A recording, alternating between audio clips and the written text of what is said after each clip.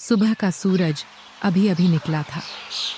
हरिया अपनी छोटी सी दुकान के सामने बने चूल्हे पर एक विशाल कड़ाह में हल्दी और लहसुन का तड़का लगा रहा था। महक गांव की संकरी गलियों से होती हुई दूर तक फैल गई। यही उसकी दुकान की पहचान थी। लोग कहते थे कि हरिया के हाथों में जादू है। वह जो भी मटन पकाता वह स्वर्ग का स्वाद लगता। उसका बेटा मोहन दौड़ता हुआ आया। उसके हाथ में एक चिट्ठी थी और चेहरे पर चिंता की लकीरें।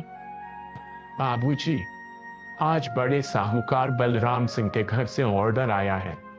10 किलो मटन चाहिए दोपहर के भोजन के लिए। हरिया का चेहरा एकदम गंभीर हो गया। उसने कड़ाह को चूल्हे से उतारा और आंच धीमी कर दी। अरे बाप रे, वही जो पिछली बार 6 महीने पहले खाना खाया था और आज तक पैसा नहीं दिया। वह तो बहुत ही कंजूस और दादा है। पैसा तो दूर, एक शुक्रिया तक नहीं बोलता। लेकिन उसके आदमी आते हैं तो डर के मारे कोई कुछ बोल भी नहीं पाता। हाँ बाबूजी, वही। अब क्या करेंगे? मना भी नहीं कर सकते, नाराज हो जाएगा और गांव में तंग करने लगेगा। मोहन ने चिंतित स्वर में कहा। हरिया ने अपनी मूंछ सहलाई। उसकी आंखों में एक चमक आई। वह एक समझदार इंसान था। बिना झगड़ा किए हुए भी मुसीबत से निपटना जानता था। घबराने की कोई बात नहीं बेटा, हम उसे मटन देंगे, लेकिन इस बार ऐसा मटन कि वह खुद ही समझ जाए कि हरिया से खिलवाड़ करना आसान नहीं। पर बाबूजी, ऐसा कैसे होगा?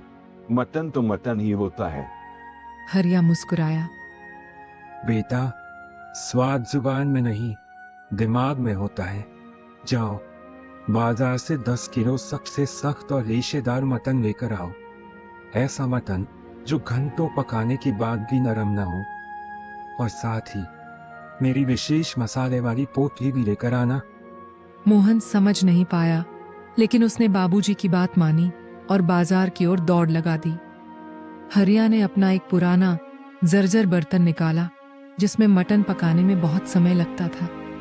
उसने सोचा, साहूकार को मटन चाहिए तो मिलेगा, लेकिन उसका स्वाद उसे याद रहेगा। मोहन मांस लेकर आया। हरिया ने उसे धोया, काटा और उस जर्जर बर्तन में डाल दिया। आमतौर पर वह मटन को कोमल और रेशमी बनाने के लिए धीमी आंच पर घंटों पकाता था, लेकिन आज उसने आंच तेज कर दी। उसने वो विशेष मसाले डाले जो स्वाद तो बढ़ाते थे, लेकिन मांस को सख्त बनाए रखते थे। दुकान के बाहर बैठे कुछ नियमित ग्राहकों ने महक सूंघी। अरे हरिया, आज मटन की महक में थोड़ा फर्क सा लग रहा है। ज्यादा तीखा लग रहा है। एक बूढ़े ग्राहक ने कहा। हरिया बोला, अरे काका, आज विशेष ऑर्डर है, बड़े साहूकार के लिए है। उनका स्वाद थोड़ा अलग है। दोपहर होने को आई। मटन पक गया, लेकिन वह सख्त था। हरिया ने उसे एक बड़े बर्तन में निकाला और ढक दिया। साहूकार के आदमी आते हैं। ठीक 1 बजे साहूकार के 3 मस्तकाल परिचारक दुकान पर आ धमके। उनमें से एक, जिसका नाम तेज सिंह था, बोला, क्या हुआ हरिया? मटन तैयार है या नहीं? साहब भूख से बेचैन है। जी बिल्कुल तैयार है। मैंने तो आज सुबह से सिर्फ आपके साहब का ही ऑर्डर बनाया है। ये रहा 10 किलो मटन। तेज सिंह ने बर्तन का ढक्कन खोला। महक तो जबरदस्त थी। उसने चखने के लिए एक टुकड़ा उठाया और दांत से काटा। टुकड़ा मुश्किल से टूटा। उसका चेहरा बिगड़ गया। अरे ये क्या है? ये मटन तो पत्थर जैसा सख्त है। क्या तुम साहब को ये खिलाना चाहते हो? भैया, आपकी बात सही है, लेकिन आज एक अनोखी बात हुई है। मैंने इसे 4 घंटे पकाया, फिर भी यह नरम नहीं हुआ। शायद ये बकरा बहुत बूढ़ा और सख्त था, या फिर शायद कोई दैवीय प्रकोप है। दैवीय प्रकोप? कहते हैं ना कि जब कोई बेवजह का कर्ज चुकता नहीं करता तो उसकी भोजन का स्वाद भगवान छीन लेते हैं। पिछली बार साहब ने मेरे छोटे से ऑर्डर का पैसा नहीं दिया था ना, शायद उसी का असर है। मैं तो गरीब आदमी हूँ, मेरी मेहनत की कमाई, वह भी तो कोई पाप नहीं होता। तेज सिंह और उसके साथी हैरान रह गए। हरिया की बात में सच्चाई थी। उन्हें याद आया कि साहब वाकई पैसे देने में आनाकानी करते थे। हरिया बोला, ले जाइए इसे, हो सकता है साहब की भक्ति और दान पुण्य से यह मटन उनके पेट में जाकर नरम हो जाए। मैंने तो पूरी कोशिश की। तेज सिंह वापस साहूकार के महल जैसे घर पहुंचा।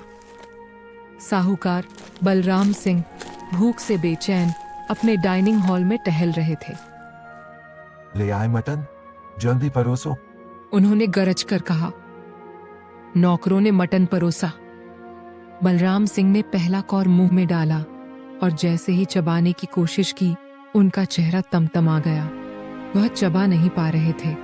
उन्होंने गुस्से में थाली फेंक दी। यह क्या है?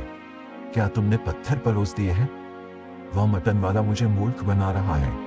तेज सिंह डरते डरते आगे बढ़ा और उसने वह सब कह सुनाया जो हरिया ने कहा था, खासकर कर्ज न चुकाने और दैवीय प्रकोप वाली बात। बलराम सिंह चुप हो गए। उनका गुस्सा शर्म में बदलने लगा। उन्हें पिछली बार का वह छोटा सा बिल याद आया जिसे उन्होंने तुच्छ समझकर नजरअंदाज कर दिया था। उनके सामने बैठे उनके कुछ मेहमान भी यह सब सुन रहे थे और मुस्कुरा रहे थे। उन्हें अपनी इज्जत डूबती नजर आई। कुछ देर की शर्मिंदगी के बाद बलराम सिंह ने अपने मैनेजर को आवाज लगाई। जाओ, हरिया का पुराना बिल और आज के 10 किलो मटन का पैसा लेकर जाओ और उससे कहो कि माफी चाहता हूं। आज से उसके यहाँ से रोज 2 किलो मटन का ऑर्डर रहेगा, लेकिन हफ्ते के अंत में पूरे पैसे दिए जाएंगे। मैनेजर हैरान रह गया, लेकिन वह तुरंत हरिया की दुकान पर पहुंचा। उसने न केवल सारे पैसे दिए बल्कि साहूकार का संदेश भी सुनाया। हरिया ने पैसे लिए और मुस्कुराया। उसने मैनेजर को एक छोटा सा डब्बा दिया।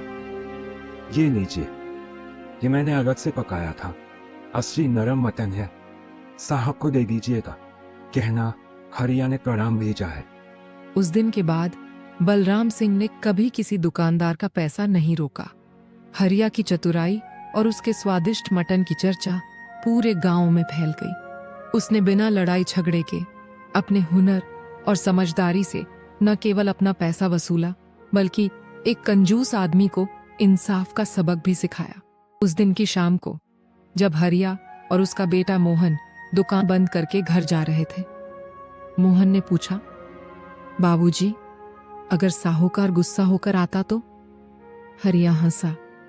बेटा, दुनिया में 2 तरह के लोग होते हैं, एक जो ताकत से डरते हैं और दूसरे जो सच्चाई और इज्जत से डरते हैं।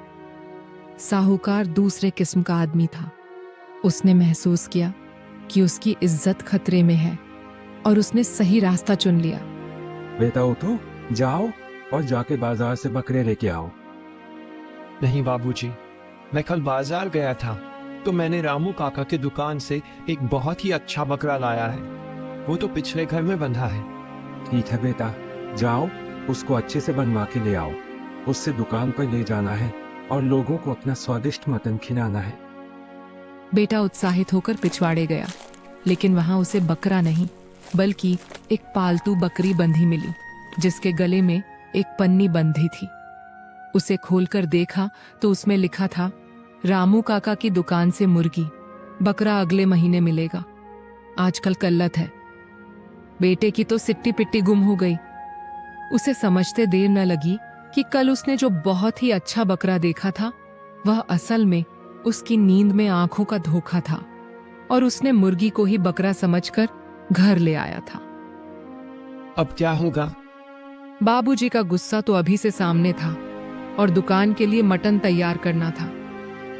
उसने फौरन रामू काका को फोन लगाया। रामू काका ने हंसते हुए कहा, अरे भैया, कल तो तुम मीम मैनी दुकान पर आए थे, मुर्गी का दाम दिया और एक मुर्गी लेकर चले गए। बोल रहे थे कि ये बकरा कितना सुंदर है। मैंने समझा तुम मजाक कर रहे हो। बेटा घबराया हुआ वापस बाबूजी के पास पहुंचा और सारी बात कह सुनाई। बाबूजी पहले तो बहुत गुस्सा हुए, लेकिन फिर उन्होंने रामू काका से बात की। रामू काका बोले, चिंता मत करो, मैं तुरंत अपने लड़के से एक ताजा बकरा भेज देता हूँ। पर भैया, अब तो इस मुर्गी की करी बनाकर हम सबको खिलाओ, नहीं तो ये मुर्गी भी उड़ जाएगी। सब हंस पड़े। बेटे ने राहत की सांस ली और उस दिन से उसने कभी भी नींद में बाजार जाने की गलती नहीं की। और हाँ, उस दिन दुकान पर मटन के साथ साथ मुर्गी की करी भी बहुत जबरदस्त बनी।